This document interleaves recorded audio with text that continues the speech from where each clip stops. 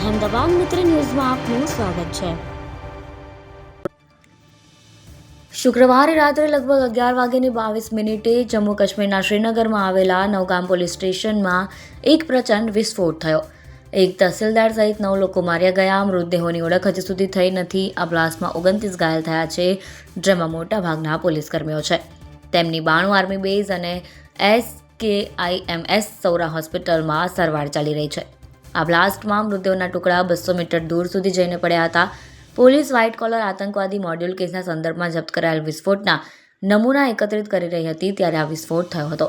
આ વિસ્ફોટની તપાસ આતંકવાદી દૃષ્ટિકોણથી કરવામાં આવી રહી છે। રિપોર્ટ અનુસાર વિસ્ફોટ ફક્ત ત્યારે જ થાય છે જો તે ડેટોનેટર અને ફ્યુઝ દ્વારા શરૂ કરવામાં આવ્યો હોય, તેથી આતંકવાદી હુમલો હોઈ શકે છે। જૈશ-એ-મોહમ્મદ સાથે જોડાયેલા આતંકવાદી જૂથ PAFF એ હુમલાની જવાબદારી સ્વીકારી હતી, પરંતુ આ વાતની પુષ્ટિ હજુ સુધી થઈ નથી। હરિયાણાના ફરીદાબાદમાં ધરપકડ કરાયેલા ડોક્ટર મુઝમ્મિલ ગનાઈના ભાડાના ઘરમાંથી જપ્ત કરાયેલા વિસ્ફોટોને કારણે આ વિસ્ફોટ થયો હતો। દિલ્હી વિસ્ફોટો પછી આતંકવાદી મોડ્યુલમાં ધરપકડ કરાયેલા 8 આતંકવાદીઓમાં ગનાઈનો સમાવેશ થયો છે।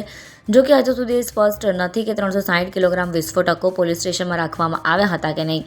10 નવેમ્બરના રોજ લાલ કિલ્લા મેટ્રો સ્ટેશનના ગેટ નંબર 1 પાસે એક I-20 કારમાં વિસ્ફોટ થયો હતો, જેમાં 13 લોકો માર્યા ગયા।